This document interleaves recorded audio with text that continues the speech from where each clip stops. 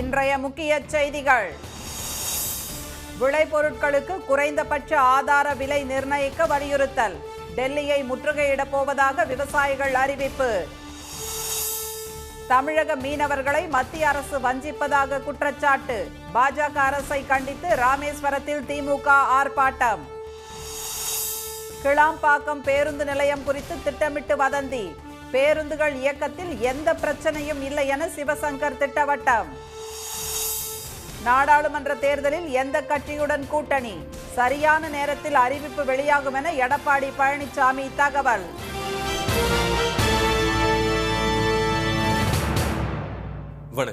வணக்கம். விளைபொருட்களுக்கு குறைந்தபட்ச ஆதார விலை நிர்ணயம் செய்யக்கோரி டெல்லியில் நாளை மறுநாள் மீண்டும் பெரிய அளவில் போராட்டம் நடத்தப்போவதாக விவசாயிகள் அறிவித்திருப்பதால் பதற்றம் ஏற்பட்டுள்ளது. பஞ்சாப், உத்தரப்பிரதேசம், ஹரியானா மாநிலங்களைச் சேர்ந்த 200க்கும் மேற்பட்ட விவசாய சங்கங்கள் நாளை மறுநாள் டெல்லிக்கு பேரணியாக சென்று போராட்டத்தில் ஈடுபட உள்ளதாக அறிவித்துள்ளன. இதையடுத்து லட்சக்கணக்கான விவசாயிகள் டெல்லியை நோக்கி படையெடுத்துள்ளனர்.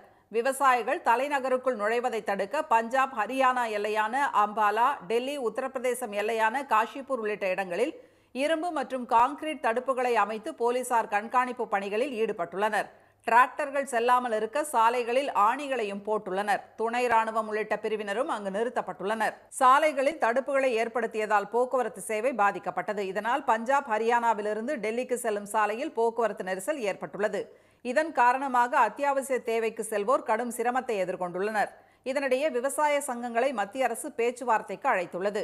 சண்டிகரில் நாளை மாலை மத்திய அமைச்சர்கள் திரு அர்ஜுன் முண்டா, திரு பியூஷ் கோயல், திரு நித்யானந்தா ராய் ஆகியோர் பேச்சுவார்த்தையில் பங்கேற்க உள்ளதாக கூறப்படுகிறது. ஒருவேளை பேச்சுவார்த்தை தோல்வியில் முடிந்தால் பஞ்சாபிலிருந்து 2000 டிராக்டர்கள், உத்தரப்பிரதேசத்திலிருந்து 500, ஹரியானாவிலிருந்து 200 டிராக்டர்கள் மூலம் பேரணியாக செல்ல உள்ளதாகவும் விவசாய சங்கங்கள் எச்சரித்துள்ளன. இதனிடையே ஹரியானாவில் முன்னெச்சரிக்கையாக அம்பாலா, ஹைதால், சிர்சா உள்பட 7 மாவட்டங்களில் இணைய சேவை துண்டிக்கப்பட்டுள்ளது. 13ஆம் தேதி நள்ளிரவு வரை இது அமலில் இருக்கும் என்று அதிகாரிகள் தெரிவித்துள்ளனர். தமிழக மீனவர்களை மத்திய அரசு வஞ்சிப்பதாக ராமேஸ்வரம் மீனவர்கள் குற்றம் சாட்டியுள்ளனர். அண்மை காலமாக தமிழ்நாட்டைச் சேர்ந்த மீனவர்களை இலங்கை கடற்படையினர் தாக்குவதும் அவர்களை கைது செய்து படகுகளை பறிமுதல் செய்வதும் தொடர்கதையாகி வருகிறது. கடந்த 10 ஆண்டுகளில் 3000க்கும் மேற்பட்ட மீனவர்கள் கைது செய்யப்பட்டு 534 படகுகள் பறிமுதல் செய்யப்பட்டுள்ளன. இந்த விவகாரம் தொடர்பாக பிரதமர் மற்றும் வெளியுறவுத்துறை அமைச்சருக்கு முதலமைச்சர் திரு மு க ஸ்டாலின் பலமுறை கடிதம் எழுதியும் பலன் இல்லை. மீனவர்கள் பிரச்சனையில் மத்திய அரசு பாரபட்சமாக நடந்து கொள்வதாக குற்றம் சாட்டியுள்ள திமுக, பாஜக அரசை கண்டித்து ராமேஸ்வரம் பேருந்து நிலையம் அருகே கண்டன ஆர்ப்பாட்டம் நடத்தியது. அக்கட்சியின் அமைப்பு செயலாளர் திரு RS பாரதி தலைமையில் நடைபெற்ற இந்த ஆர்ப்பாட்டத்தில் ராமநாதபுரம், தூத்துக்குடி, நாகப்பட்டினம், கன்னியாகுமரி உள்ளிட்ட பல்வேறு மாவட்டங்களில் இருந்து மீனவர்கள் பங்கேற்று மத்திய அரசுக்கு எதிராக முழக்கங்களை எழுப்பினர்.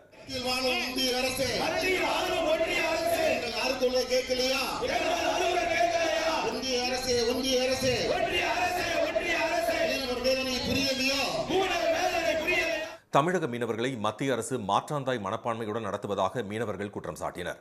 இந்த பிரச்சினைக்கு நிரந்தர தீர்வு காணவும் அவர்கள் வலியுறுத்தினர். கிளாம்பாக்கம் பேருந்து நிலையம் குறித்து திட்டமிட்டு வதந்தி பரப்பப்படுவதாக போக்குவரத்து துறை அமைச்சர் திரு சிவசங்கர் கண்டனம் தெரிவித்துள்ளார். கிளாம்பாக்கம் பேருந்து நிலையத்திலிருந்து கடந்த 2 நாட்களாக போதுமான அரசு பேருந்துகள் இயக்கப்படாததால் பயணிகள் அவதிக்கு ஆளானதாக தகவல் பரவியதை அடுத்து அமைச்சர்கள் திரு சிவசங்கர், திரு சேகர் பாபு ஆகியோர் இன்று அங்கு ஆய்வு மேற்கொண்டனர். பின்னர் செய்தியாளர்களை சந்தித்த திரு சிவசங்கர், கிளாம்பாக்கம் பேருந்து நிலையத்தை பற்றி எதிர்க்கட்சித் தலைவர் உள்பட சிலர் தேவையில்லாமல் பேசி வருவதாக சாடினார். கடந்த 2 நாட்களாக போதுமான அளவில் அரசு பேருந்துகள் இயக்கப்படுவதில்லை என கூறுவதில் உள்நோக்கம் இருப்பதாக அவர் தெரிவித்தார். ஆம்னி பேருந்து உரிமையாளர்கள் சிலர் கோயம்பேடு பேருந்து நிலையம் இயங்குவதை போன்ற தோற்றத்தை ஏற்படுத்தி வருவதாகவும், அரசு பேருந்துகள் குறைவாக இயக்கப்படுகிறது என்ற செய்தியை பரப்பி வருவதாகவும் திரு சிவசங்கர் குற்றம் சாட்டினார். கடந்த 2 நாட்களாக கிளாம்பாக்கம் பேருந்து நிலையம் குறித்து எதிர்க்கட்சி தலைவரும் இன்னும் சில கட்சி தலைவர்களும் தேவையற்ற வதந்திகளை பரப்பி வருகிறார்கள். கோயம்பேடு பேருந்து நிலையத்திலே இயங்கி வந்த பேருந்துகள் 100%, 20% தற்போது மாதாவரம் பேருந்து நிலையத்திலிருந்தும், 80% பேருந்துகள் கலைஞர் நூற்றாண்டு பேருந்து முனையத்திலிருந்தும் இயக்கப்படுகிறது. எனவே ஏதோ ஏற்கனவே வந்த பேருந்துகள் இப்போ ஏதோ இங்கே புதிதாக வராதது போல ஒரு வதந்தியை பரப்புவது தேவையற்ற செயல். பயணிகளின் எண்ணிக்கை அதிகரிப்பதை பொறுத்து மாநகர பேருந்துகள் மற்றும் விழுப்புரம் கோட்ட பேருந்துகளின் எண்ணிக்கை அதிகரிக்கப்பட்டதாக கூறிய திரு சிவசங்கர், நள்ளிரவில் பயணிக்கும் பயணிகள் குறித்து ஆய்வு செய்யப்படும் என்றார். கிளாம்பாக்கம் பேருந்து நிலையம் கட்டத் தொடங்கும் போது மேற்கொள்ள வேண்டிய பல நடவடிக்கைகளை மேற்கொள்ள தவறியதே பல பிரச்சனைகளுக்கு காரணம் என்று குற்றஞ்சாட்டிய திரு சேகர் பாபு, அனைத்து பிரச்சனைகளும் படிப்படியாக தீர்க்கப்படும் என்று உறுதியளித்தார். இதனிடையே கிளாம்பாக்கம் பேருந்து நிலையத்திலிருந்து நேற்று ஒரே நாளில் 1,07,632 பேர் அரசு பேருந்துகளில் பயணித்திருப்பதாக போக்குவரத்து துறை தெரிவித்துள்ளது. விடுமுறை தினம் என்பதால் வழக்கமாக இயங்கும் 1,124 பேருந்துகளுடன் 612 சிறப்பு பேருந்துகள் இயக்கப்பட்டதாகவும் போக்குவரத்து துறை கூறியுள்ளது. நாடாளுமன்ற தேர்தலில் எதிர்க்கட்சியுடன் அதிமுக கூட்டணி அமைக்கும் என்பது குறித்து சரியான நேரத்தில் அறிவிப்போம் என அக்கட்சியின் பொதுச் செயலாளர் எடப்பாடி திரு பழனிசாமி தெரிவித்துள்ளார். நாடாளுமன்ற தேர்தல் நெருங்கி வரும் நிலையில் அதிமுக கூட்டணியில் யார் என்பது குறித்து இன்னும் முடிவாகாத நிலை உள்ளது. அதே சமயம் கூட்டணிக்காக பாஜகவின் கதவுகள் திறந்தே இருக்கும் என்று மத்திய அமைச்சர் திரு அமித்ஷா தெரிவித்திருந்தார். இதனால் அதிமுக பாஜகவுடன் மறைமுக கூட்டணி வைத்துள்ளதாக தகவல்கள் வெளியாகின. இந்நிலையில் கிருஷ்ணகிரியில் கட்சி நிகழ்ச்சி ஒன்றில் கலந்து கொண்டு பேசிய அவர் பாஜகவுடன் கூட்டணி இல்லை என்பதை மறுத்ததுடன் இது தொடர்பாக செப்டம்பர் மாதமே தீர்மானம் நிறைவேற்றி அறிவித்துவிட்டதாக கூறினார். உறுதியாக சொல்கிறோம், அனைத்து இந்திய அண்ணா திராவிட முன்னேற்ற கழகம் பாரதிய ஜனதா கூட்டணியில் இல்லை இல்லை இல்லை. அதே நேரத்தில் அனைத்து இந்திய அண்ணா திராவிட முன்னேற்ற கழகம் கூட்டணி அமைக்கவில்லை என்று சொல்கிறார். எந்த நேரத்தில் அமைக்க வேண்டுமோ அந்த நேரத்தில் சரியான நேரத்திலே அமைக்கும். பாஜகவுடன் கூட்டணியா என்று மீண்டும் கேள்வி கேட்க வேண்டாம் என்று தெரிவித்த எடப்பாடி திரு பழனிசாமி அதிமுகவுடன் யார் கூட்டணி என்பதை சரியான நேரத்தில் அறிவிப்போம் என்று கூறினார். இனி வருவது செய்தி துளிகள். காங்கிரஸ் ஆட்சிக்கு வந்தால் பண மோசடி தடுப்புச் சட்டத்தை மாற்றுவோம் என்று அக்கட்சியின் மூத்த தலைவர் திரு ப சிதம்பரம் தெரிவித்துள்ளார். கொல்கத்தாவில் நடைபெற்ற இலக்கிய திருவிழாவில் பங்கேற்ற அவர் புதிய பண மோசடி தடுப்புச் சட்டத்தை இயற்றுவோம் என்று கூறினார். கடலூர் அருகே திருவந்திபுரத்தில் இன்று ஒரே நாளில் 100க்கும் மேற்பட்ட திருமணங்கள் நடைபெற்றதால் பன்ருட்டி சாலையில் கடும் போக்குவரத்து நெரிசல் ஏற்பட்டது. தை மாத கடைசி முகூர்த்த நாளான இன்று கோயிலில் உள்ள ஔஷதகிரி மலையில் உள்ள திருமண மண்டபத்தில் திருமணம் செய்து கொள்ள ஏராளமான மணமக்கள் தங்களது உறவினர்களுடன் குவிந்தனர். இதனால் கோயிலை சுற்றிலும் கூட்டம் நிரம்பி வழிந்தது. கடலூர் பன்ருட்டி சாலையில் போக்குவரத்து நெரிசல் அதிகமாக காணப்பட்டதால் 3 கிலோமீட்டர் தொலைவுக்கு வாகனங்கள் அணிவகுத்து நின்றன.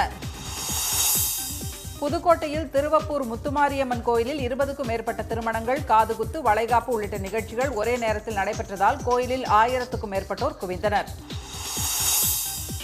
ரேஷன் கடைகளில் கைரேகை பதிவுக்காக பயனாளர்களை ஊழியர்கள் கட்டாயப்படுத்தி வரவழைக்கக்கூடாது என்று தமிழ்நாடு உணவுப் பொருள் வழங்கல் துறை உத்தரவிட்டுள்ளது. கைரேகை பதிவு செய்யப்படாதவர்களின் பெயர்கள் குடும்ப அட்டையிலிருந்து நீக்கப்படும் என்ற தவறான தகவல்களை அளிக்கக்கூடாது என்றும், கைரேகை பதிவின் போது ஆவணங்கள் எதையும் ஊழியர்கள் கேட்கக்கூடாது எனவும் அறிவுறுத்தப்பட்டுள்ளது. ரேஷன் கடைகளில் விற்பனை முடிந்ததும் பயனாளர்களின் வீடுகளுக்கு சென்று கைரேகை பதிவு செய்ய உத்தரவிட்டுள்ள உணவு வழங்கல் துறை, குடும்ப அட்டைதாரர்கள் தங்களது வசதிக்கேற்ப ரேஷன் கடைகளுக்கு சென்று கைரேகையை பதிவு செய்து கொள்ளலாம் என்றும் கூறியுள்ளது. காலியாக உள்ள 245 உரிமையியல் நீதிபதிகள் பணியிடங்களுக்கான தேர்வு முடிவுகளை பணியாளர் தேர்வாணையம் வெளியிட்டுள்ளது. முதன்மை தேர்வில் 472 பேர் தேர்ச்சி அடைந்த நிலையில் அவர்களுக்கு கடந்த மாதம் 29ஆம் தேதி முதல் நேர்முக தேர்வு நடத்தப்பட்டது. நேற்று மாலை 5:30 மணியுடன் நேர்முக தேர்வு நிறைவடைந்தது. இதைத் தொடர்ந்து அடுத்த 2 மணி நேரத்திலேயே தேர்வு முடிவுகளை அறிவித்த பணியாளர் தேர்வாணையம் தேர்வில் வெற்றி பெற்றவர்களின் விவரங்களை இணையதளத்தில் வெளியிட்டுள்ளது. சென்னையில் ஆபரண தங்கம் விலை மாற்றமின்றி சவரன் 46,640 ரூபாயாகவும் 1 கிராம் 5,830 ரூபாயாகவும் உள்ளது. வெள்ளி விலை மாற்றமின்றி 76 ரூபாய் 50 காசுகளாக உள்ளது. மீண்டும் இன்றைய முக்கிய செய்திகள்.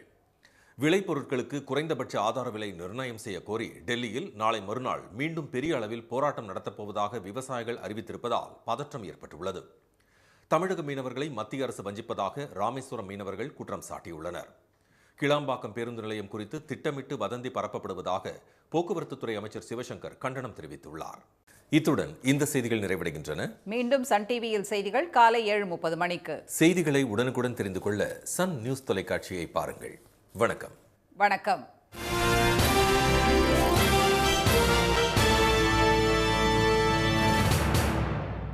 உடனுக்குடன் செய்திகளை தெரிந்து கொள்ள சன் நியூஸ் பெல் ஐகானை கிளிக் பண்ணுங்க.